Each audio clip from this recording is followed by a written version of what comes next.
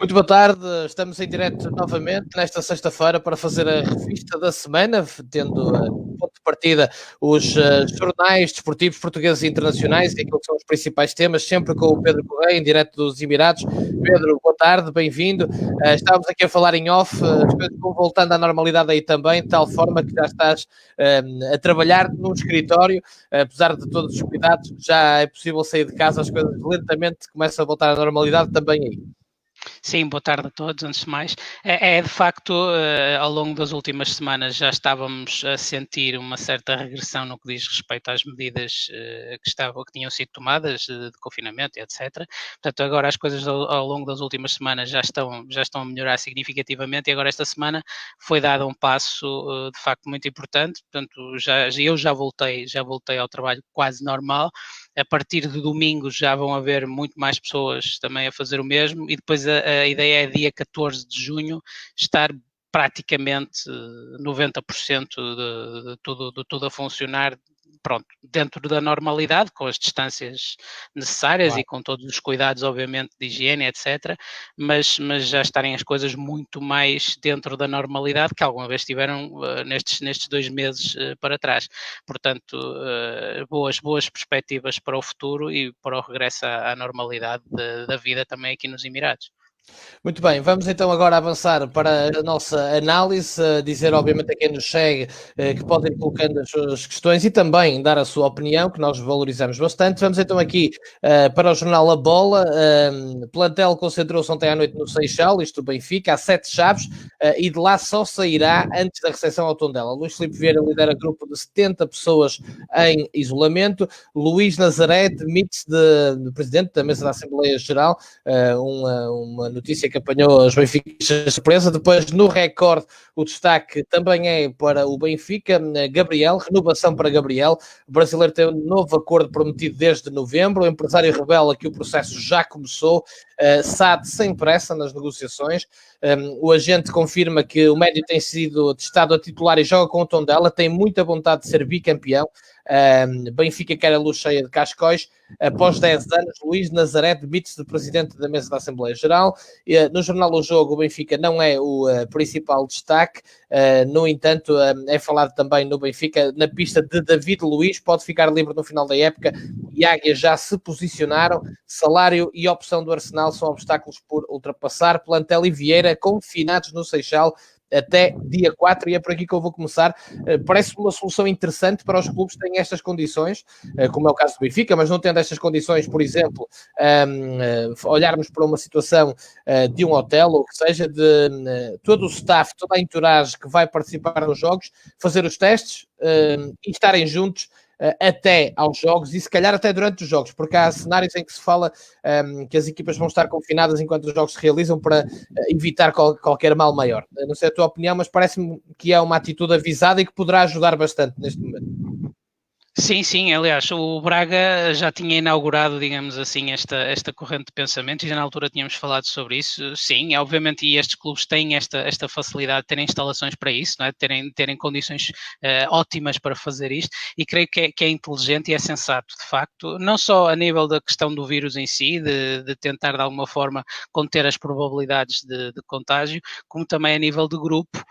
E a nível da reignição, digamos assim, daquilo que é um espírito de equipa e que é alguma normalidade, a normalidade possível que temos neste momento, porque como te disse em programas anteriores, para além da questão física em si, outra coisa que sempre me preocupou desde o início é o estado psicológico dos jogadores, é o facto dos jogadores estarem ou terem estado durante muito tempo, num tempo que é normal até em férias, num estado letárgico e agora de repente terem que voltar à competição de uma forma muito rápida.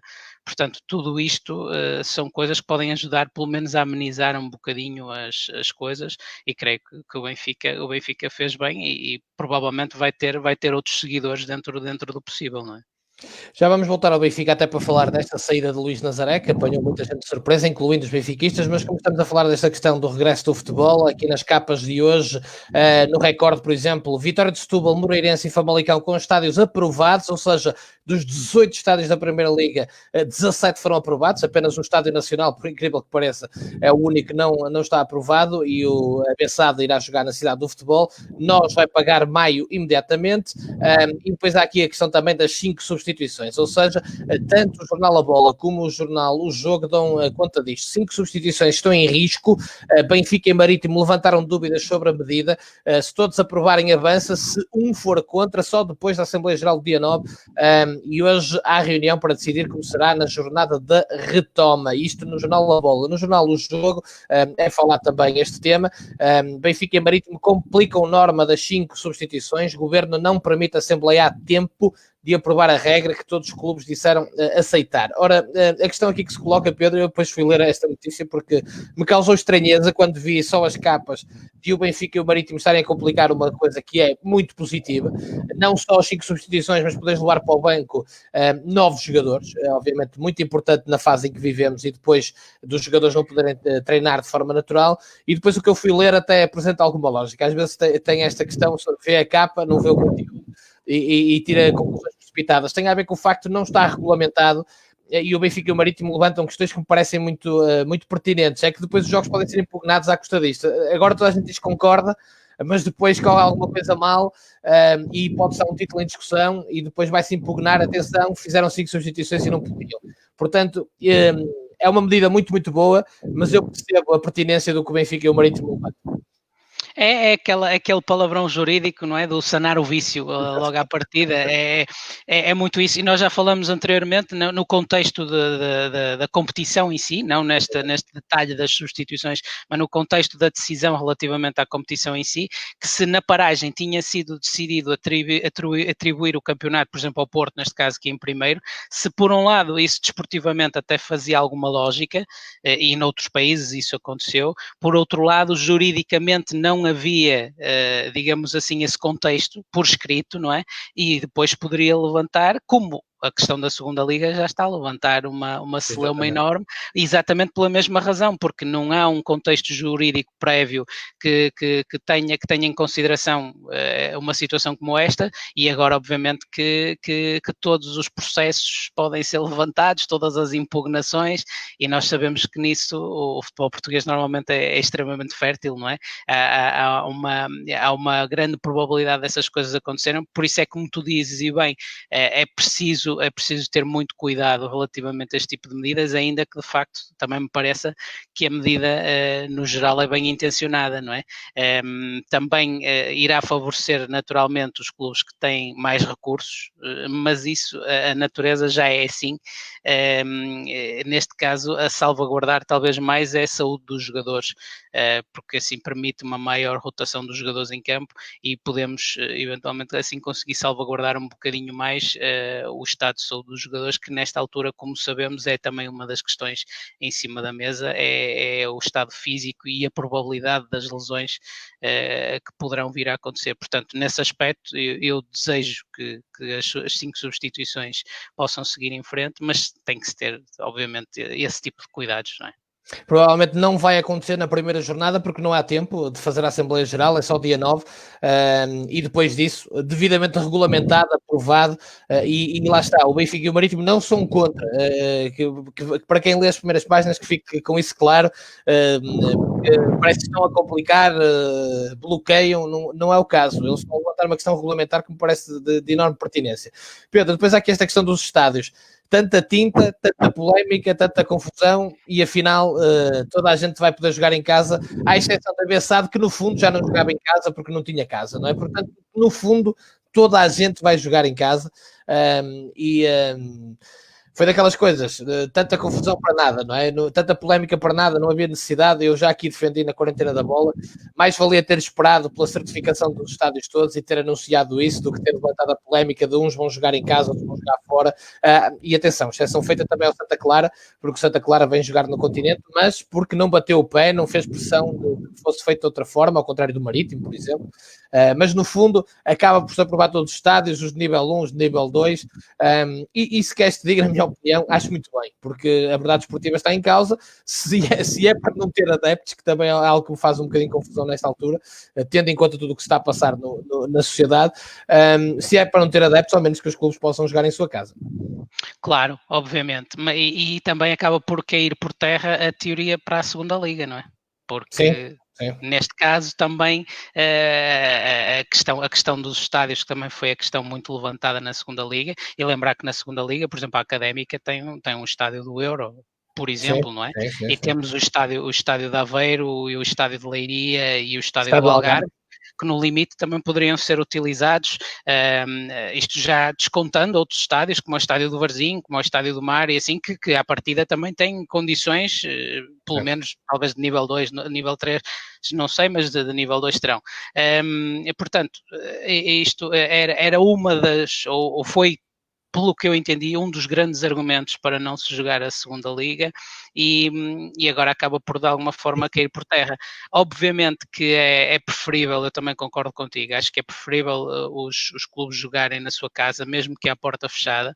A questão da porta fechada a mim faz-me confusão pela falta de coerência com outras medidas de saúde pública. Os cinemas, como disse o Vítor Oliveira, os cinemas, Sim. quer dizer, o Vítor Oliveira disse uma coisa muito clara: como é que lhe garantem que num cinema, mesmo que a 50%, não há mais possibilidade de infecção, até pelo próprio ambiente em si, não é? E o espaço fechado, do que num estádio de 30 mil pessoas em que vão lá 5. Ele até disse uma coisa curiosa: nos nossos estádios, infelizmente para o futebol português, a maior parte deles estão sempre a 1/3 da lotação, portanto, não seria muito diferente nesta altura.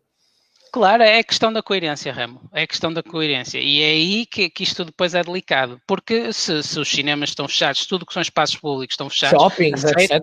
Sim, claro. Aceito que o futebol, obviamente, também se joga à porta fechada, tendo em conta as circunstâncias que estamos a viver. Agora, aquilo que se costuma dizer nos últimos tempos é que o futebol vai voltar.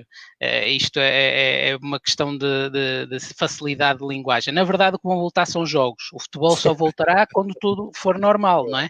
Agora voltam os jogos, pronto, vamos ter jogos de futebol para ver, mas o futebol a sério só poderá voltar um dia quando tudo for, digamos assim, normal, como conhecíamos antes da pandemia. E pronto, e vamos ver agora o que é que vai acontecer no início da competição, como é que as equipas também vão reagir a isso. O Vítor Oliveira também via a entrevista, focou, como sempre, pontos muito interessantes, não é? E vamos ver como é que as coisas vão acontecer, porque também vai ser interessante percebermos se, em teoria, obviamente, isto é sempre uma apreciação muito, muito relativa, se a questão de jogar em casa continuar a prevalecer com ou sem público. Portanto, vamos ter aqui, digamos, com um estudo sociológico do futebol também. O Rui Pedro Silva, que obviamente também estuda bem essas questões, e um abraço para ele, que nos acompanha sempre aqui, diz, estatisticamente, em países a jogar sem adeptos têm vencido menos as equipas que jogam em casa, o que é extremamente curioso, não é? Aquela questão, lá está, para quem às vezes pergunta, essa história do fator casa, tem que se lhe diga, há as questões visuais, que já foram faladas aqui muito na quarentena da bola, e de familiarização com questões do terreno, colocação no relevado, etc., que passam ao lado do comum dos adeptos e do comum dos mortais, mas para um jogador é muito importante. Até o próprio balneário, sentir-se em casa, o dia-a-dia, há muitas questões motivacionais relacionadas com jogar em casa, mas o ponto maior é isto, é o apoio dos adeptos. E sem os adeptos perde-se muito desse elan. Sim, e o que o Rui Pedro Silva está a mencionar era a ideia que eu tinha, por acaso.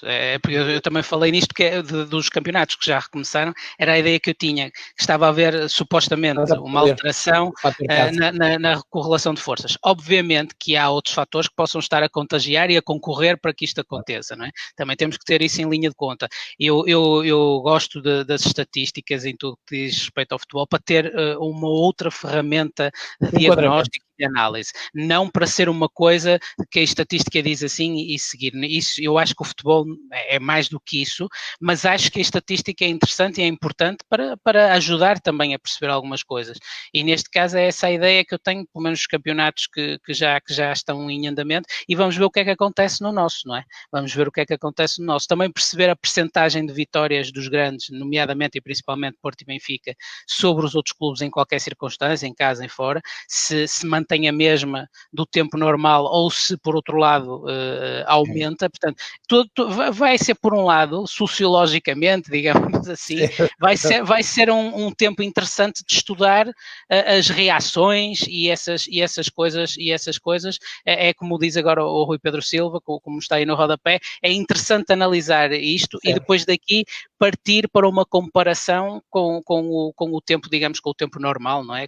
Quando as coisas estão no contexto normal. Acho que desse aspecto podemos tirar daqui também algumas ideias e alguns ensinamentos.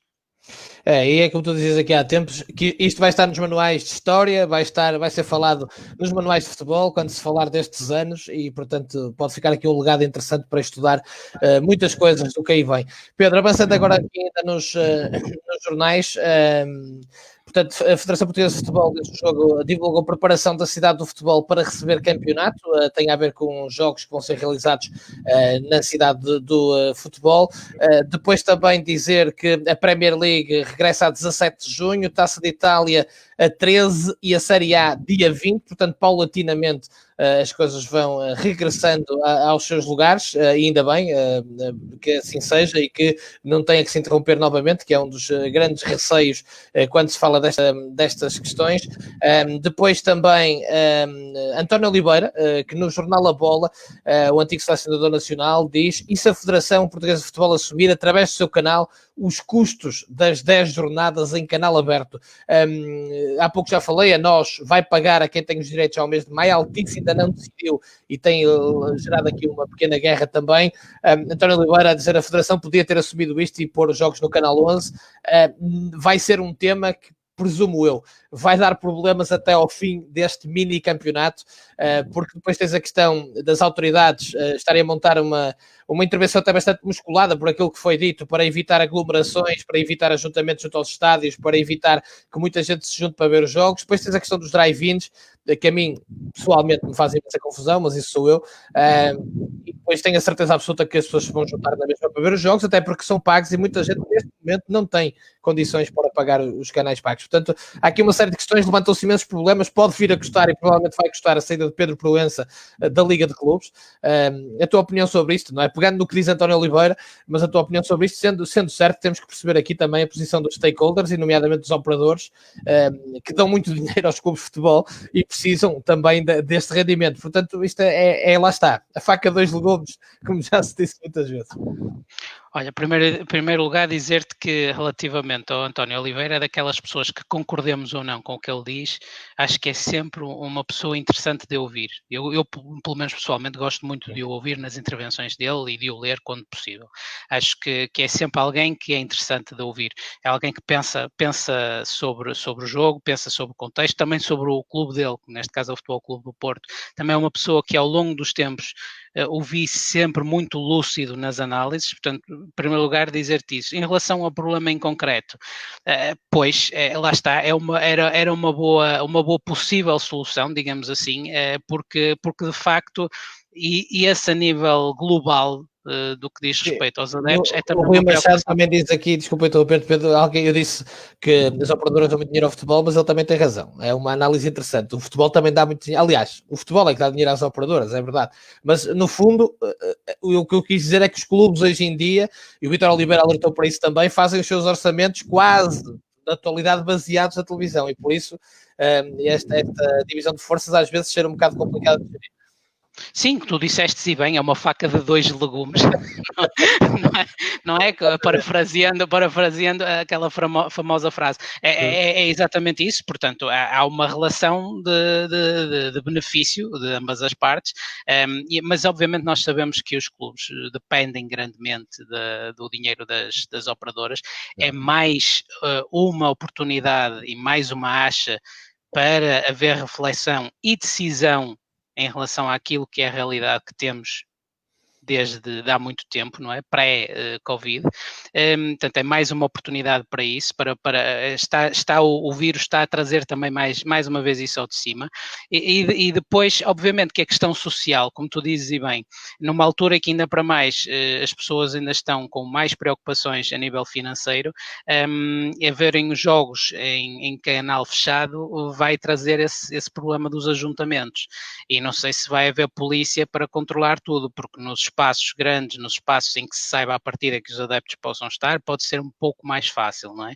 Mas, por exemplo, num prédio pode haver um vizinho, 2 ou 3 que tenham, e as pessoas sabem e juntam-se ali, e isto também acaba por ser depois um problema, ao mesmo tempo, de saúde pública, não é?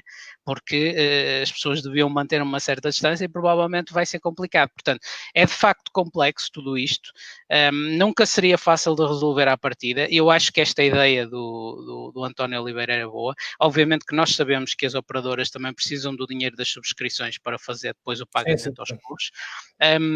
Creio que no meio disto tudo, e agora metendo também ao barulho a questão do Presidente da Liga e da situação atual do Presidente da Liga, do vai não vai, também há aqui questões políticas pelo sim, sim. meio, na gestão deste processo, mas lá está, a ideia do António Oliveira era uma ideia boa à partida, se a Federação também tiver essa vontade e essa capacidade financeira já agora. Falava-se que poderia ter existido aqui uma compensação às operadoras de um valor a determinar, que nunca seria, se calhar, aquele que eles ganham nas subscrições, mas haver um jogo de cintura de todas as partes e os jogos darem canal aberto no sentido de evitar, então, as tais aglomerações e drive-ins e essas ideias que agora peregrinas que estão a ser lançadas para o futebol. E pronto, eu estou bastante curioso, nomeadamente em relação à Noite de São João, na cidade do Porto, com o drive-in, mas vamos ver o que é que vai acontecer. Cá estaremos para analisar depois, certamente, e espero eu, analisando sem ter razão naquilo que previ. Pedro, dizer aqui, o Sérgio Mesquita também está a avisar, é verdade, hoje às 16h15 no 11, final da Taça entre o Leixões e o Sporting, que é sempre um momento histórico para se recordar, independentemente do resultado. Foi das páginas mais bonitas da história do Leixões, e fica aqui o alerta. Eu vi esse jogo, lembro perfeitamente desse jogo, tu então nem se fala, e todos os leixonenses. Tu lembras-te, eu não me esqueço. Exatamente. Tu lembras-te, eu nunca me esqueço. Exatamente. Sim, eu já sabia. Obrigado ao Sérgio. Olha, já agora aproveito, se me permites, para dizer Claro, relativamente à minha intervenção da semana passada, que atingiu o objetivo, aparentemente, que eu tinha para a intervenção, que foi, de facto, trazer uma nova perspectiva das coisas, uma perspectiva diferente das coisas, sobre os problemas que temos passado e tudo aquilo que envolve Leixões. Mas sim, eu já estava ao corrente disso. A dizer também, já agora, se alguém souber, que houve também esta semana, se não me engano, um programa relativamente à final da Taça de 61, essa taça que ganhamos, não sei quando é que deu, não sei se vai voltar a dar, e isso seria importante para o espólio do Leixões, termos registros disso, porque foi entrevistado, entre outras pessoas, o Sr. Joaquim Queiroz, que é um jornalista muito antigo de Matosinhos e que estava a cobrir o evento. Portanto, já agora, se alguém tiver informações acerca disso, vai voltar a passar no Canal 11 ou não, agradecia também que partilhassem, porque acho que era interessante também vermos, só fazer este apontamento. Sem dúvida, sem dúvida.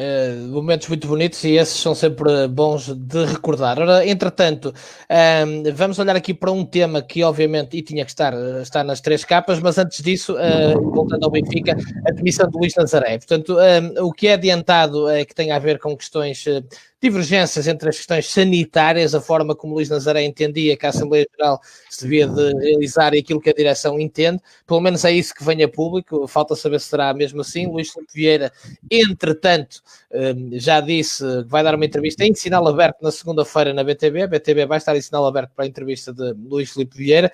Vamos ver se vai falar disto ou não. O que é certo é que passados 10 anos, e Luís Nazaré não era uma pessoa qualquer no Benfica, causou alguma estranheza. Eu li muitos fóruns de benfiquistas e fica aqui alguma estranheza pela forma, pelo momento.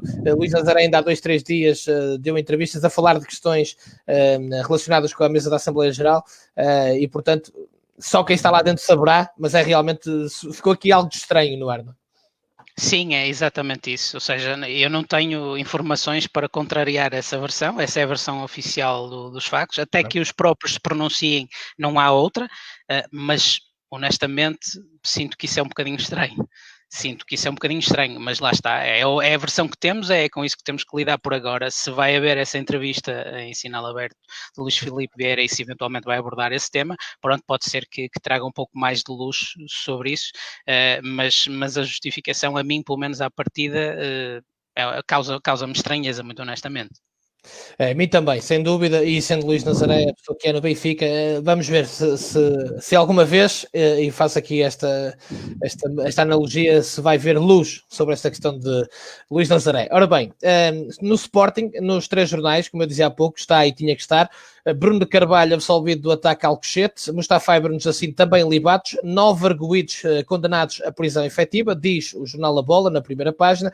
Depois no jornal Record é destaque na parte superior da página, 5 anos para Fernando Mendes, Bruno Carvalho absolvido, Mustafa e Bruno Jacinto também libados, há mais 8 arguidos com 5 anos de prisão efetiva, 28 com pena suspensa de 5 anos, 200 horas de serviço comunitário. Leões fazem apelo ao Estado que não se volte a repetir. Processos disciplinares no Sporting e na Jubiléu contra culpados podem avançar. E depois, no Jornal do Jogo, é mesmo o grande destaque da primeira página: Alcochete, Valcadeia, Paranobe, Bruno Carvalho e Mustafa absolvidos e 28 condenados apenas suspensas. Ex-presidente exige reintegração como sócio, é da mais elementar justiça.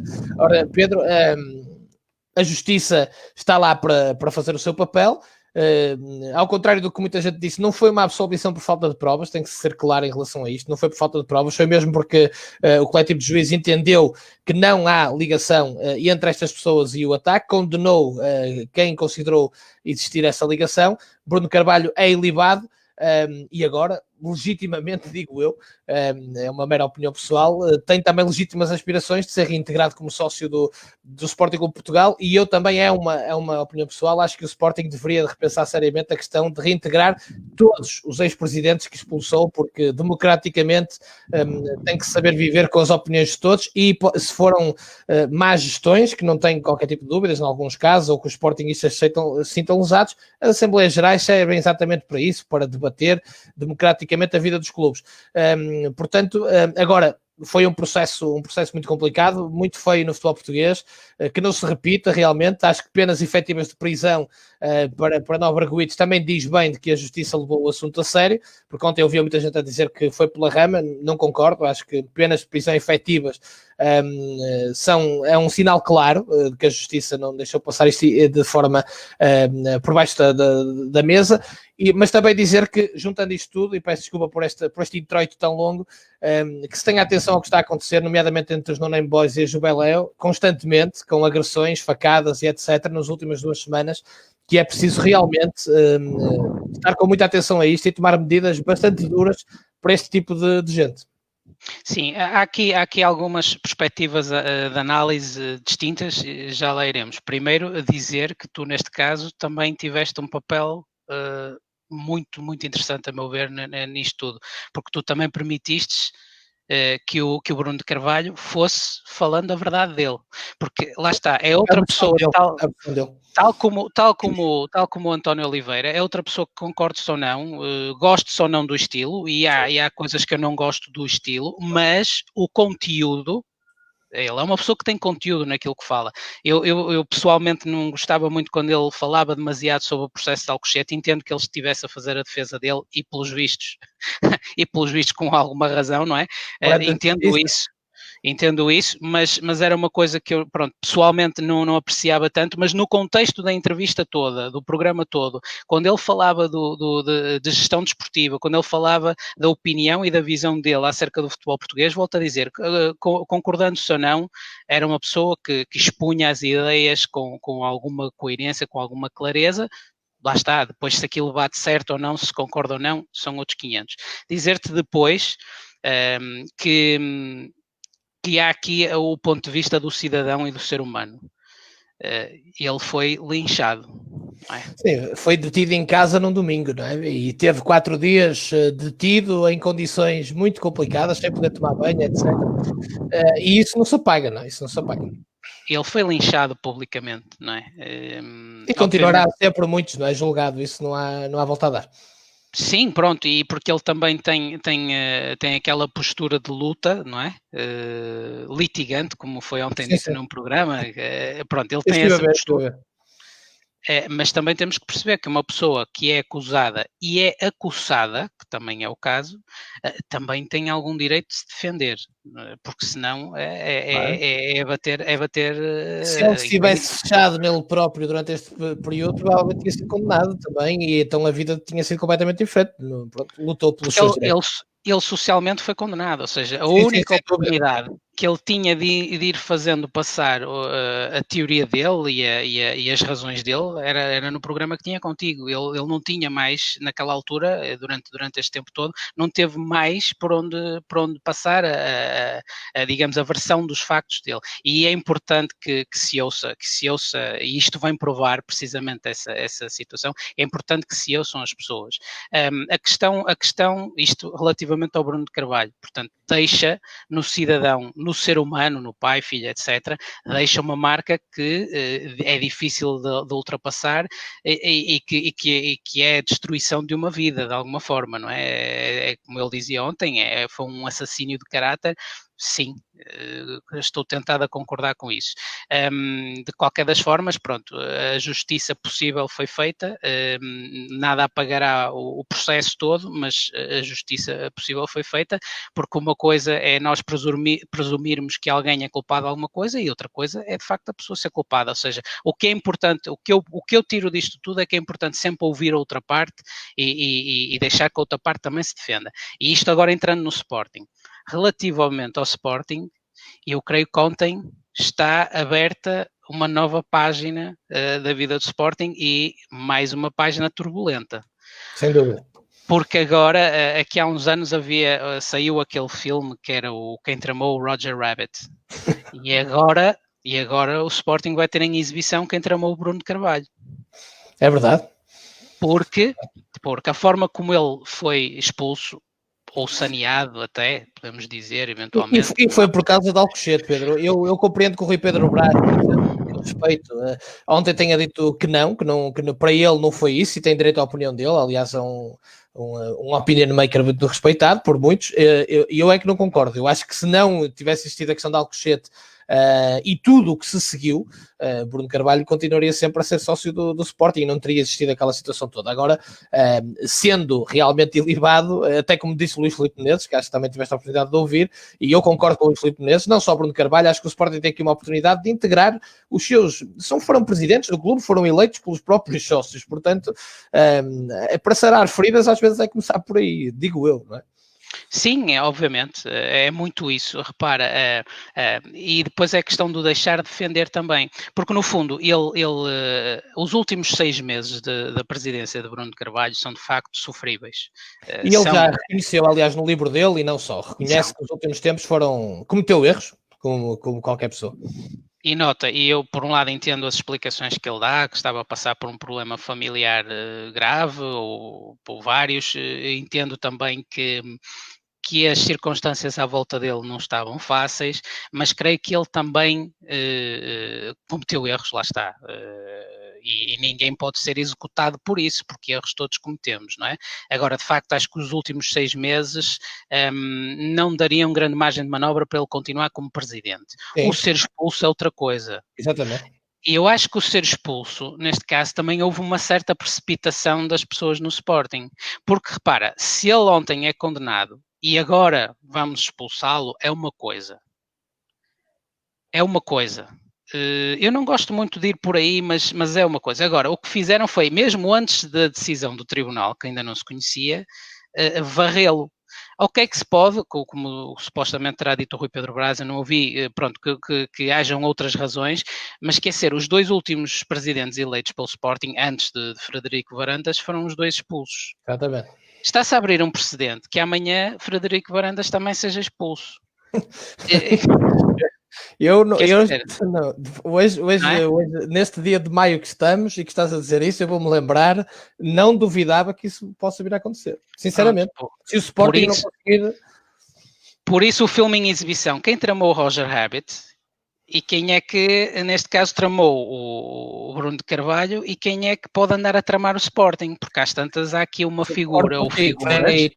Vem aí tempos que o Sporting vai ter que realmente os seus sócios perceber que se calhar o caminho terá que ser sarar as feridas, porque vem em tempos muito conturbados. Aliás, obviamente já está, do que eu sei, e é normal, do que eu sei porque li, um grupo de sócios que já se está a preparar para pedir a reintegração em Assembleia Geral de Bruno Carvalho, e a partir daí, obviamente, é como tu dizes, ontem começa um novo capítulo novamente da vida do Sporting, concordo contigo totalmente. Isso, a bem da democracia no Sporting, tem que ser pelo menos posto em cima da mesa. Creio eu. Porque, como disse Luís Filipe Menezes, que até disse publicamente, e eu gostei de ouvir o Luís Filipe Menezes por causa dessa frontalidade e honestidade, dizer que nunca apoiou Bruno Carvalho, mas que, no entanto, e que se calhar até nem apoiaria, mas que entende que democraticamente ele e os ex-presidentes têm que estar integrados e depois os sócios é que decidem. Eu acho que o poder dos sócios tem que ser esse.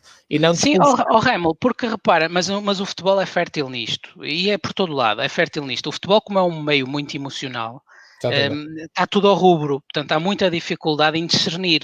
Há muita facilidade em levar tudo ao extremo e muita dificuldade em discernir em todas as circunstâncias. E por isso às vezes é importante a gente colocar-se um bocadinho de fora e tentar ver de outra perspectiva para trazer uma clareza diferente, não estamos sempre em reação às coisas. Repara, uma coisa é não se gostar do estilo. Eu acho que o Bruno de Carvalho, sinceramente, foi uma pessoa que trouxe uma dinâmica diferente e, de alguma forma, um paradigma de alguma forma diferente ao futebol português. Porque o Sporting estava, de facto, morto. Desportivamente, o Sporting não competia, tinha dificuldade em competir e, de facto, durante os anos...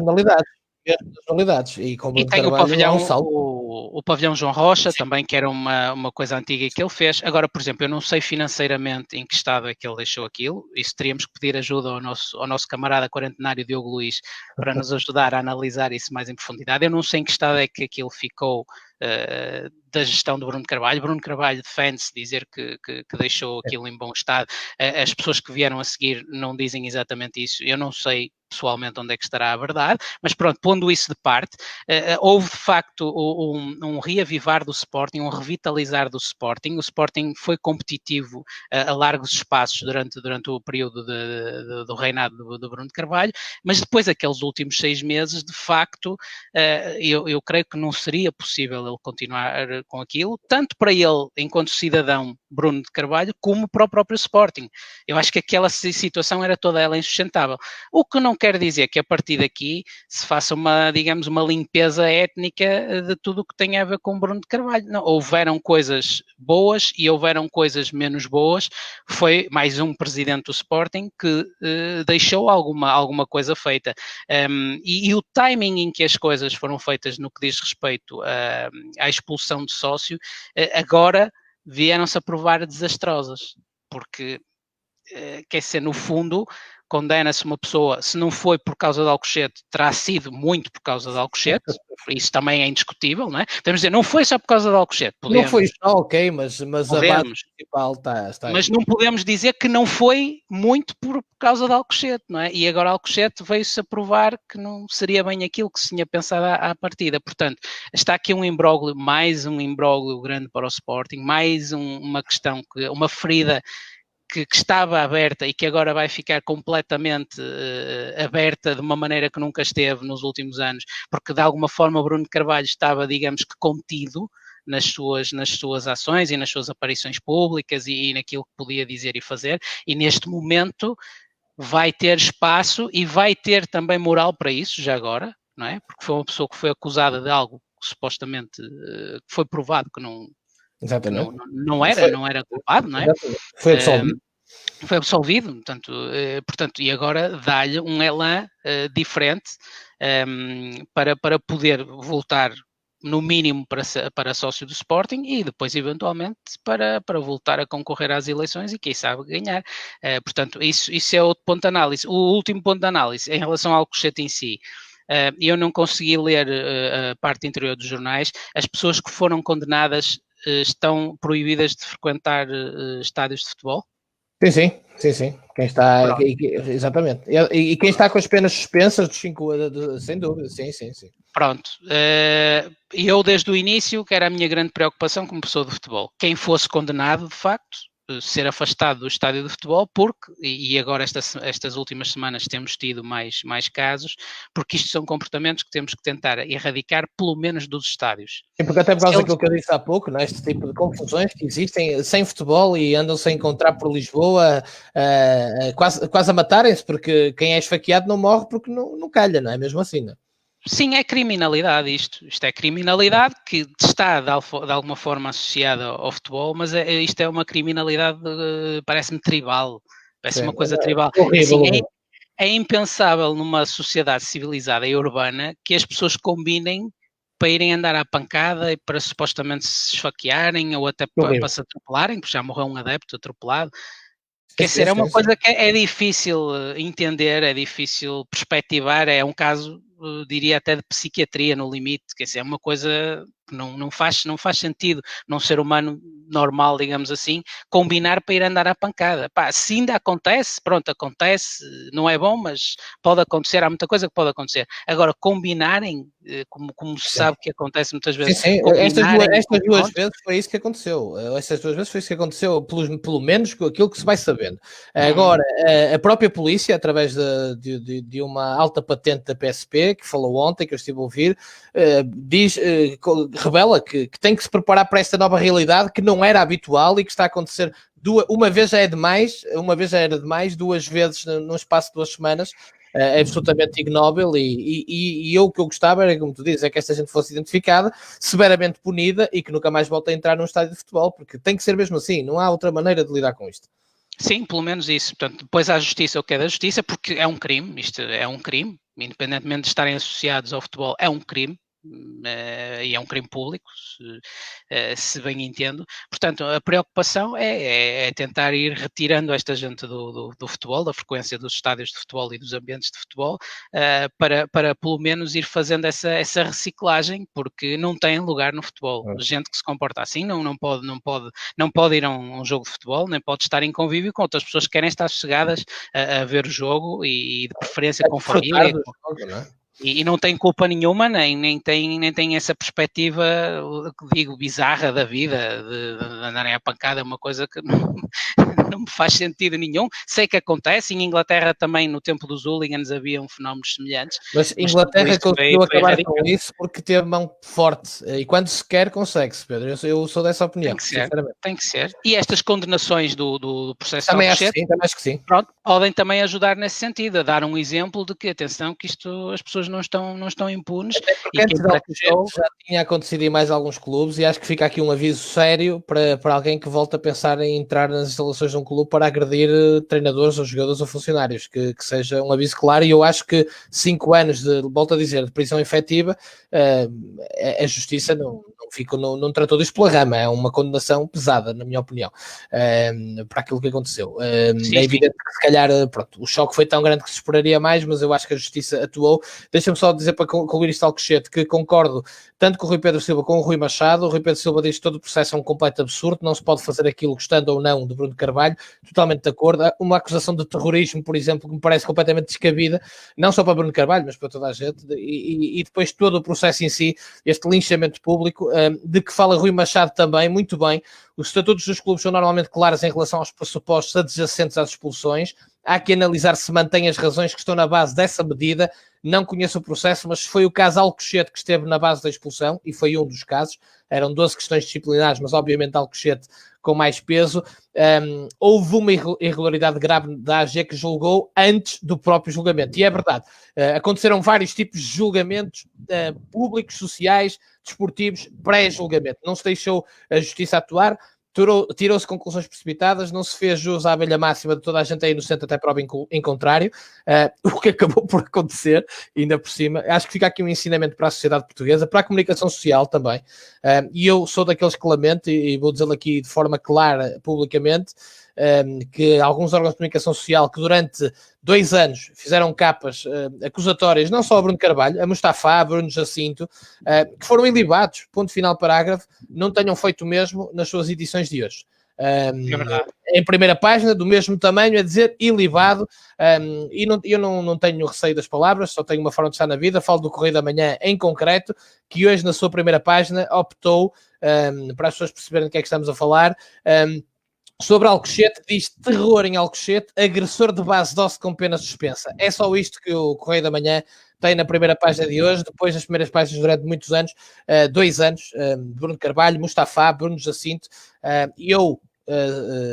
Deus me livre de tal situação, mas estando envolvido numa situação destas, sendo ilibado, depois de ter sido acusado publicamente durante 2 anos, ficaria muito triste. E acho que a comunicação social portuguesa tem que repensar seriamente este tipo de situações, porque senão vamos nos transformar realmente na cultura do tabloide e isso não beneficia ninguém. Ora, muito bem, vamos avançar para os outros temas que temos nos jornais de hoje. Recorde, o plano de Pinto da Costa para voltar a ganhar, Task Force do futebol passa de 3 para 5 elementos, Vítor Bahia apontado à administração da SAD, Rui Moreira explica apoio a Pinto da Costa, próximos anos vão exigir sacrifícios. Ora, há aqui uma série de questões relacionadas com isto que levantam muitas questões que obviamente são mais para ser discutidas pelo universo de sócios do Futebol Clube do Porto do que por nós, analisando apenas e só o que está nas primeiras páginas. Pinto da Costa anunciou a sua lista, não tem, na minha opinião, a tal prometida renovação, a maior parte das figuras são exatamente as mesmas, há nomes interessantes, Vítor Bahia obviamente não se pode escamotear, é um senhor do futebol e o Futebol Clube do Porto ganhará muito com ele se a lista de Pinto da Costa for ganhar, como parece-me bem claro que poderá acontecer, mas lá está, é um assunto do Futebol Clube do Porto. Pinto da Costa a perceber que tem que mudar a task force do futebol também, segundo o jornal Record. E depois a questão do Rui Moreira, isso sim, levanta muitas questões na cidade. Rui Moreira, Presidente da Câmara da cidade do Porto, estar na lista de Pinto da Costa do Porto, já disse, toda a gente sabe que eu sou portista, não deixa de levantar algumas questões. O próprio Lourenço Pinto, que deixa a presidência da Associação de Futebol do Porto, que é a maior do país, como é dizer, para também integrar a lista do Futebol do Porto e obviamente na cidade, nomeadamente entre os adeptos de Boa Vista, Salgueiros, os outros clubes, levantam uma série de questões que eu também julgo pertinentes, sinceramente, mas cada um decide o que quer fazer da sua vida. No caso de Lourenço Pinto até deixa a associação, portanto acho aí menos problemático, sinceramente, porque decide por um caminho em vez de outro, e portanto aí já será diferente. O Presidente da Câmara já é mais complicado de gerir, e nomeadamente entre os bobisteiros tem sentido uma grande desilusão em relação a esta situação, mas pegando nisto tudo, e em Pinto da Costa que tem alguns nomes novos, alguns nomes interessantes, Paulo Mendes, do Banco Carregosa, América Morim também, América Morim não, estava agora a faltar o nome, não é América Morim, sim. Já não está entre nós. Mas, ou seja, há aqui alguns nomes novos, há algumas situações novas, algumas mudanças, mas não se calhar a renovação que se pensava. É exatamente aí que eu ia chegar também. Eu creio que o facto de haver oposição e o facto que me parece que existe também, tendo em conta aquilo que são as últimas notícias que vêm de dentro do Futebol do Porto, nomeadamente e principalmente a nível financeiro, pode ter mexido um bocadinho com as águas e fazer um certo toque a reunir, não é? E daí esta reação, digamos assim, de Pinto da Costa, de proceder a algumas remodelações e algumas integrações de notáveis, digamos assim, do Porto e da cidade do Porto, etc. O que me parece também, e agora aqui parto da análise que estamos a fazer à questão do Porto para o geral, dos clubes todos, é que muitas vezes as eleições para os clubes, infelizmente digo eu, parecem as eleições para o delegado de turma e para a Associação de Estudantes das Escolas. Ou seja, é muito da popularidade, da integração de pessoas populares, e é preciso, é o sustento dessas candidaturas. O que é que de facto vai ser proposto em concreto? E aí, no caso da candidatura de Pinto da Costa, por um lado, e no caso das candidaturas da oposição, por outro, na minha perspectiva como mero observador, tem havido pouco conteúdo, tem havido pouco sumo. Ou seja, há umas ideias soltas, pelo menos aquilo que está a passar a nível de mainstream do que eu tenho visto, lá está, não quer dizer que não haja conteúdo, não quer dizer que não haja substância. O canal fez uma proposta para ouvir cada um deles individualmente e na próxima quinta ou sexta-feira ter um debate com os três. Eu estou muito curioso porque sei que José Fernando Rio e Nuno Lobo vão aceitar, estou muito curioso para saber se Jorge Nuno Pinto da Costa aceita. Eu acho que para os portistas era muito bom que que Jorge Nuno Pinto da Costa aceitasse, porque em muitos anos era a primeira vez que teríamos a oportunidade de ver Jorge Nuno Pinto da Costa debater o Futebol Clube do Porto com outros candidatos. Acho que para o universo do Futebol Clube do Porto, como em qualquer clube, e já o disse aqui, por exemplo, agora do Benfica, que tem 3 candidatos, que Luís Filipe Vieira e a BTB debatessem com os seus associados, como o Vitória fez, com os 3 candidatos em mais do que uma ocasião, e acho que foi muito bonito para o Vitória e foi muito interessante para o associativismo. Portanto, espero que o Pinto da Costa aceite, e eu, por exemplo, estarei atento como apreciador do fenómeno e gostaria de ver esse debate. Portanto, imagino os adeptos do Futebol Clube.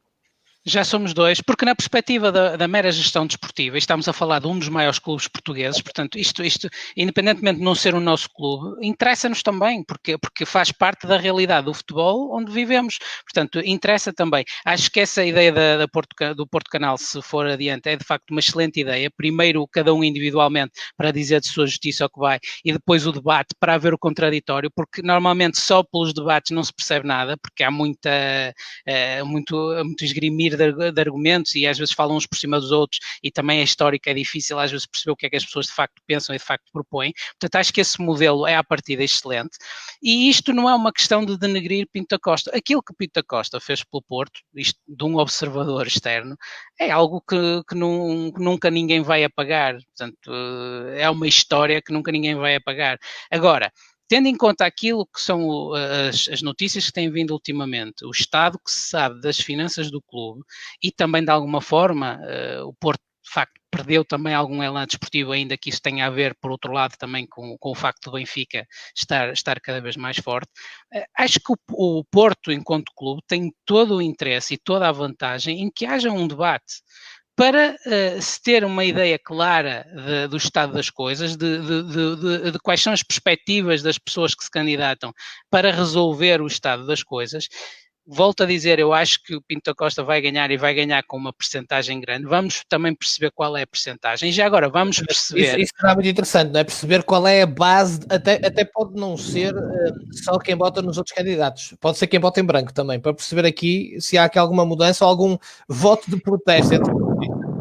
É uma espécie de umas primárias para umas futuras eleições, para se perceber o pulso também, porque é uma oportunidade das pessoas falarem. E quando muitas vezes dizem-nos que os adeptos se estão a afastar do futebol, também o futebol se tem afastado muito dos adeptos. Verdade. Porque às vezes há essa dificuldade de criar um contexto de comunicação em que as pessoas se possam sentir informadas por um lado e depois sentirem que fazem parte, porque hoje em dia, e eu nisso sou muito claro, o futebol profissional não se compadece com o amadorismo, não se compadece com aquele associativismo da Carolice, não se compadece com isso, porque é muito delicado gerir milhões e gerir futebol profissional, mesmo os poucos milhões que cabem aos clubes mais pequenos, é complicado gerir isso no meio do amadorismo. Se a pessoa não está de alguma forma dedicada, é complicado. Mas por outro lado, em termos de associativismo, em termos do papel social dos clubes, que para mim pessoalmente é extremamente importante, é importante integrar as pessoas, é importante comunicar com as pessoas,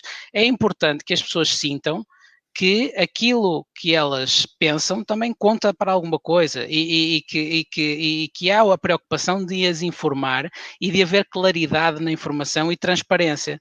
Porque depois é isso, não só que pode trazer as pessoas também mais ao futebol, como pode trazer sponsors e tudo isso. O estar às vezes em circuito fechado, como no caso do Porto aconteceu também, porque o Porto ganhou muito nos últimos 40 anos e nunca houve grande necessidade à partida de se debater fosse o que fosse, não é? Mas às vezes é esse o problema, Pedro, sabes? Eu acho que os negócios, até porque já falamos aqui, quando falamos das contas, só se olha para as contas quando as coisas estão mal, quando não se está a ganhar, porque se o Futebol Clube do Porto estivesse a dominar totalmente como dominou, esta questão das contas nem era falada, e os sócios têm que perceber o poder que têm, ou que devem ter, até as obrigações que têm nos seus clubes, e se calhar quando se está a ganhar mais vezes é que se deve debater ainda mais e refletir sobre o clube. Eu acho absolutamente fundamental. Mas... Sim, as vitórias do amanhã constroem-se sempre hoje. Portanto, e as derrotas do amanhã também começam a acontecer hoje. Portanto, é sempre importante manter uma presença efetiva. Agora, é preciso que da parte dos adeptos haja essa abertura para se tentarem interessar pelo estado dos clubes e tentarem ser corresponsáveis e solidários com eventuais direções que estejam nos clubes, e também é importante da parte dos clubes que tenham transparência na comunicação e que sejam capazes de explicar claramente o que é que se está a passar com o clube, o que é que se passou, para que as pessoas se sintam de alguma forma integradas e se sintam esclarecidas e não olhem para o clube como uma coisa assim cinzenta, onde supostamente podem andar ali umas pessoas a fazerem umas tramóias, que às vezes não é, em alguns casos será, mas noutros não é. E há este estigma do futebol, que é só piratas no futebol, e não é verdade. Há pessoas muito boas no futebol. Eu até diria que a maioria das pessoas do futebol são boas. Há de facto algumas pessoas muito más e que porventura têm um grande poder e uma grande projeção, mas é feito tudo isto. Eu creio que a questão da comunicação é fundamental e em relação ao Porto nos últimos anos e ao longo dos anos tem havido um pouco essa falta de diálogo, digamos assim, e mais uma vez chamo o António Oliveira para a equação, porque foi uma pessoa que mesmo nos momentos bons, daquilo que ia assistindo das intervenções dele públicas, ia chamando a atenção para isto e para aquilo. Sempre me pareceu muito lúcido, muito ponderado nesse aspecto, e até pensei que ele pudesse ser um candidato à sucessão de Pinto Costa. Ele já disse que ia ser só um dia quando Pinto Costa deixar de ser candidato, mas é interessante. Eu creio que vão ser tempos interessantes em relação ao Porto, porque nunca vivemos isto, não é? Eu, pelo menos no meu tempo de vida, nunca vivi isto. E Pedro, sou eu que estou a dizer, e vamos ver se o próprio Rui Moreira não será também futuramente esse candidato à sucessão, porque primeiro, na cidade do Porto, sempre se falou que era essa a ambição do Rui Moreira, e agora esta ligação ao Futebol Clube do Porto também. Vamos ver, cá estaremos daqui a uns anos, se quiser, ter saúde para falar sobre isso, mas António Oliveira não tem grandes dúvidas. O próprio Vítor Bahia também acho que poderá ter o perfil e bem para o Futebol Clube do Porto, se tiver esta série de figuras e de individualidades que possam pensar o Futebol Clube do Porto e obrigar a essa tal reflexão que muitas vezes terá faltado, não na história do Futebol Clube do Porto, falta na história dos clubes, como todo, nomeadamente quando estão a ganhar dentro do campo, porque depois, é como tu dizes, as pessoas não se lembram que as vitórias da manhã começam hoje e ficam muito surpreendidas e pronto. Ora bem, vamos olhar agora, Pedro, para o futebol internacional, mas sem antes, porque é a revista da semana, sem antes, ou melhor, não antes de olhar para outra situação muito caricata que aconteceu esta semana, mais uma, que foi a decisão da Federação Portuguesa de Futebol em relação ao futsal e às subidas, ou seja, vamos ter play-off de futsal para decidir as subidas, o que não aconteceu nem no Campeonato de Portugal, nem até no futebol distrital, porque decidiu-se acaba ali e quem está em primeiro sobe. Mas no Campeonato de Portugal, acima de tudo, os clubes, os 6 clubes que ficaram fora dessa situação e que estavam em lugar de play-off, já ontem voltaram a reafirmar que vão até às últimas consequências, nomeadamente por causa disto, porque a Federação, eu já chamei medidas de alfaiataria, portanto vou manter, nem sequer dentro da estrutura da Federação conseguiu manter a tal coerência de decisões. Futebol uma coisa, futsal outra, sendo que o futebol se joga ao ar livre e o futsal se joga em pavilhões. Portanto, isto gerou aqui, obviamente, uma enormíssima confusão, ou seja, foi mais gasolina para uma fogueira que já estava muito acesa. E eu gostava de perceber, sou-te sincero, não percebo, mas dar-te a opinião a ti de comentar esta situação.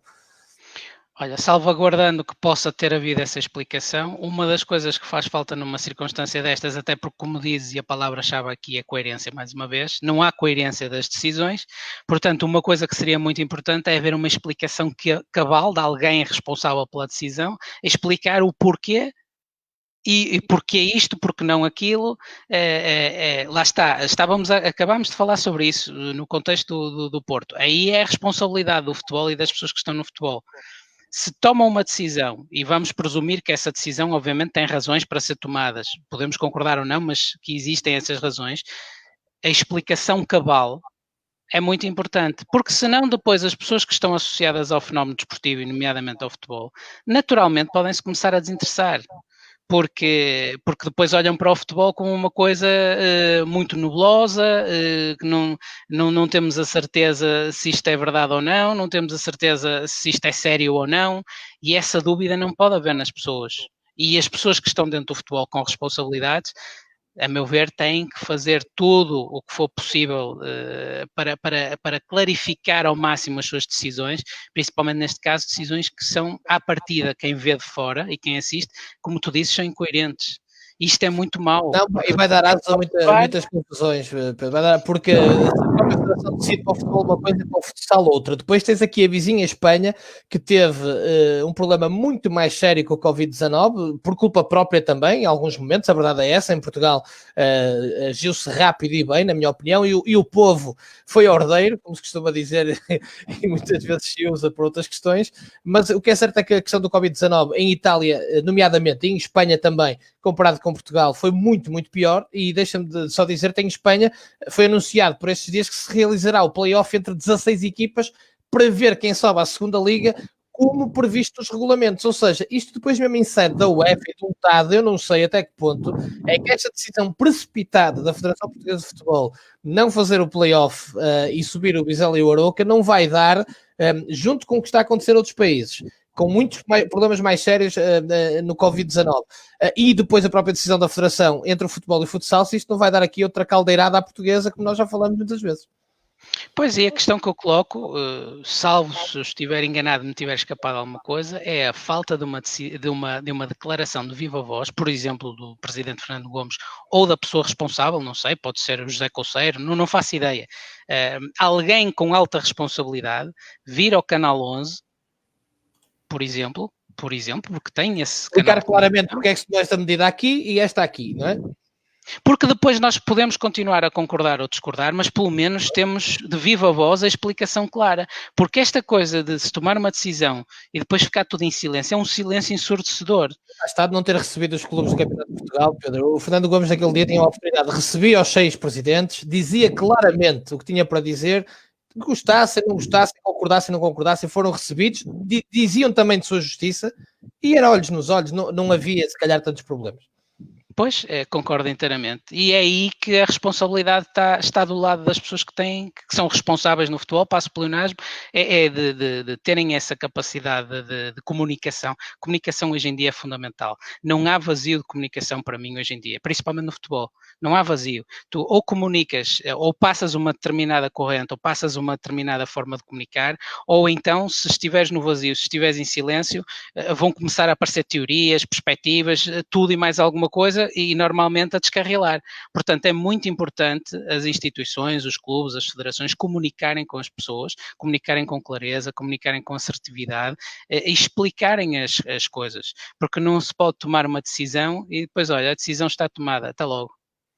E agora as pessoas...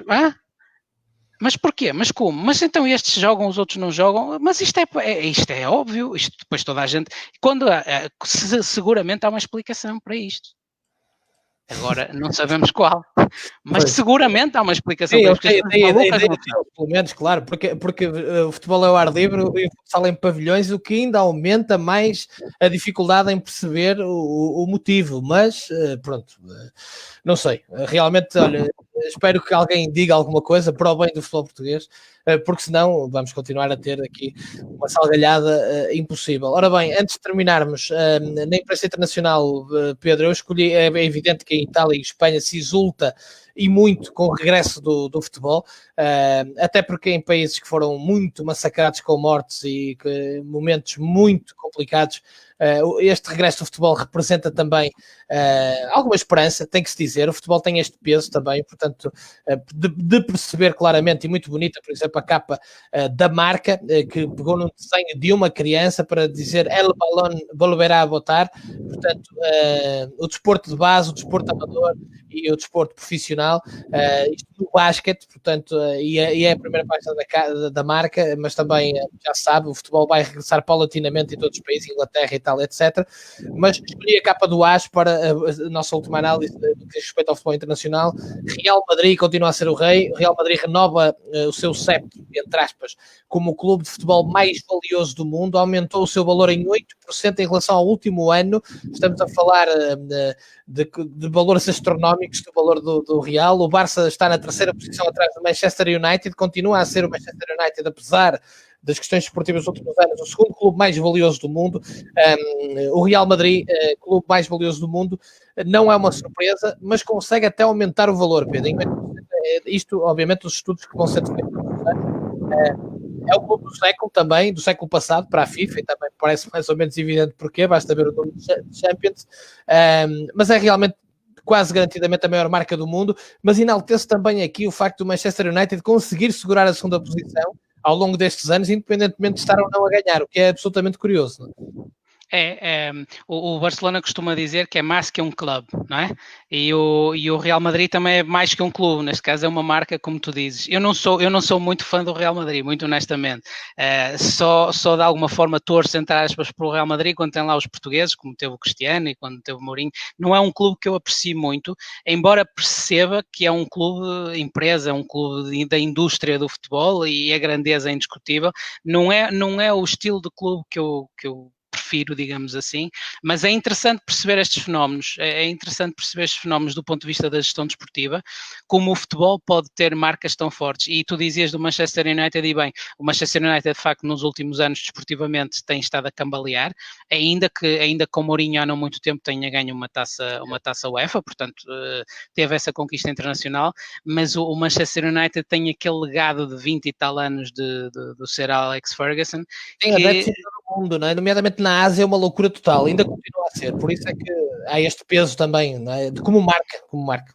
E falaste da Ásia, lembra-te que eles foram buscar o Park, o sul-coreano, portanto, também nesse aspecto o Manchester United sempre teve gente muito capaz a gerir, principalmente no tempo do Sir Alex Ferguson, e com visão, porque eles foram buscar o Park e o Park também ajudou, para além de ser um jogador muito interessante, ajudou a abrir um mercado que eles mantêm até hoje na própria Ásia, e se não estou em erro, pelo menos há alguns anos era assim, haviam jogos por época que eles até tinham as letras da publicidade em chinês, ou pronto, em asiático, não sei se era chinês, era numa língua o peso asiática. desse mercado, Pedro, está visto no facto da própria Liga Espanhola fazer jogos às 11 da manhã para ter impacto no mercado asiático. Atenção, portanto, hoje em dia não se pode escamotear esta vertente do negócio, não é? Como é evidente. E o Man United, a marca do Man United, esses anos que tu falavas de Alex Ferguson, transformaram o Man United num monstro, numa máquina que está à frente do Barcelona, que está à frente do City, que está à frente do Bayern de Munique.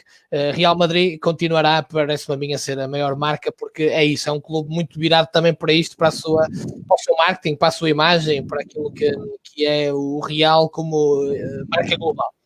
Sim, eles mesmo aqui no Dubai, eles têm ou tinham, agora por acaso nem sei se ainda têm, uma escola de futebol e um café, o Real Madrid Café. O Michel Salgado, não é? Que estava à frente Sim, mas o Michel Salgado tem uma escola dele, que é Spanish Soccer School, portanto não é Real Madrid, mas é um embaixador da La Liga aqui no Dubai, mas o próprio Real Madrid tinha um café, eu tenho, agora nem sei se aquilo ainda funciona ou não, e tem uma escola de futebol, ou seja, é uma marca, e como uma grande marca tem franchisados, tem, claro. Pronto, é um futebol indústria em todo o seu esplendor, digamos assim, de um clube que é de facto um fenómeno global. Ainda assim, há o outro futebol, o futebol mais artesanal, o futebol da proximidade, o futebol do desporto e da parte mais social, que também me encanta muito, e creio que o ideal para um clube é, dentro do